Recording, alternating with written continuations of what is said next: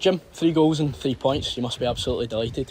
Yeah, really pleased, obviously, with the victory first and foremost. But I thought the level of performance was really good from start to finish. Particularly the second 45. I thought in the first half we were a little bit pedestrian in some of our build-up. I thought it was a little bit slow, and we weren't able to increase the tempo enough. But we discussed it at half-time about trying to play forward that little bit earlier, trying to take advantage of the great movement of Louis Holt at the top end of the pitch, and try and exploit the space behind their backline. Ayr United certainly made it difficult for us. The scoreline might suggest that it was a very comfortable afternoon, but the boys had to work extremely hard for the result.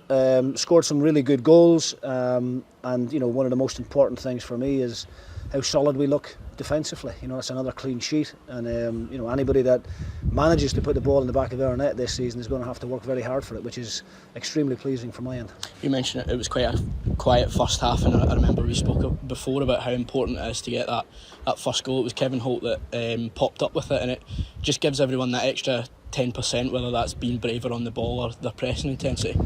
Yeah, I mean, look, we knew what to expect from Ayr. We've done all our analysis, and we watched a lot of their games back, and they want to try and play on the counter attack. And when teams do that, they sit with 10 men behind the ball, 2 banks of 4, and it becomes very frustrating. And we have to move the ball that little bit quicker. The pitch, was a little bit sticky and dry as well. And the way that we want to play, we want that.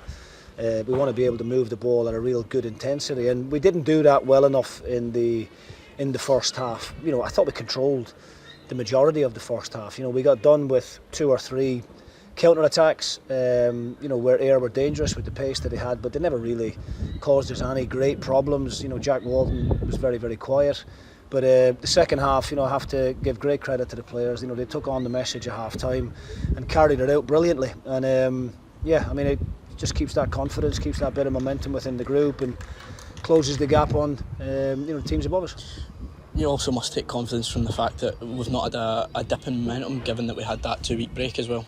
Yeah, I mean, I think it's been a little bit stop-start for our liking. When the league campaign starts, you want to get a good run of games under your belt. Obviously dropping out of the League Cup wasn't ideal for us, so we had that free weekend. We play Airdrie next week, and then we've got the Trust Trophy coming up the following weekend. So it's been very kind of stop-start. But look, it is what it is. We just have to deal with it. A really good mindset within the group at the moment. The work and the effort that they're putting in on the training pitch is coming to fruition here on the match day, which is the most important. Coming into the last week of August, that means the last week of the transfer window. Are we likely to see much activity? Yeah, we're working hard. I mean, I sound like a broken record, but the last couple of weeks I've been asked the same question, and I'm very, very pleased with the business that we've done. We've signed some real good quality players. There is a bit of budget there left to do a bit of business if we feel that the right player is out there. We'll keep working right till the last minute, but we're not in a similar situation to a number of clubs out there, because we managed to get our business done pretty early and we were very organised at the beginning. We're not chasing our tail here at the end of the window. I think you see the strength and depth that's there in the squad. We brought a few of the younger players into it as well. Owen Sturton's on the bench for his first time in a competitive league game, and that's what we want to be as a club. We want to continue to promote these young, hungry academy prospects. We have to be brave enough as a club and to give them an opportunity when we do get injuries like we have at the moment to Freeman and Sibbald. So I think we've got good strength and depth. If, as I say, a player out there is available that we think is going to add and complement the group at the moment, then we'll do something. But we're certainly not running around panicking like some of the other teams that are out there. You mentioned those academy graduates. We had one coming in today, Declan Glass, and it doesn't feel like it's just token minutes that we're given to these homegrown players. He's come in today and turned in a really good performance, and given the injuries that we've had, we've got to maintain that performance level no matter who's playing. Definitely.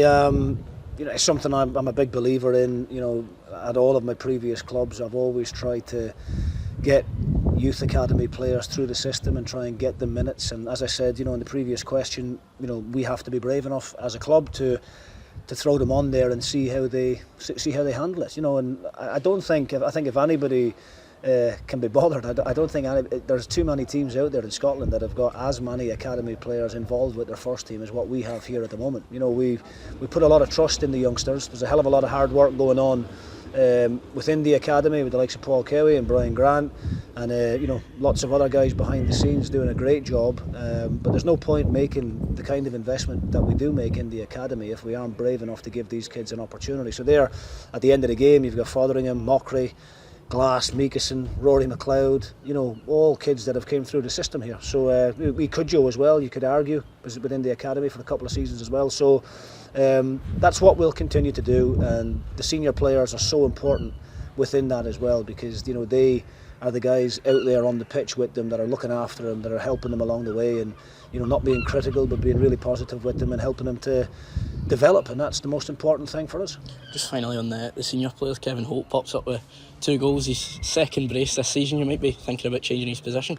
Yeah, man, look, Kev's been, I think, for me, one of the most consistent performers since coming to the club. I've been a long-term admirer of him, watched him plenty of times at Partick. I thought he was the best centre-half in the Championship last season in the games that I watched, and that's why we made such an effort to bring him here. Defensively is why we brought him in, for those leadership qualities that he has. Very steady, very calm influence on the rest of the back line. But he shows what an attacking threat he is as well. We know how good he is with penalties, but aerially very competitive, very aggressive. And the second one is a very composed finish. Wasn't as easy as what he made it look. A brilliant ball in from Kai, but Kevin found himself in the right place at the right time and had the coolness of mind to pat it into the back of the net, which was great.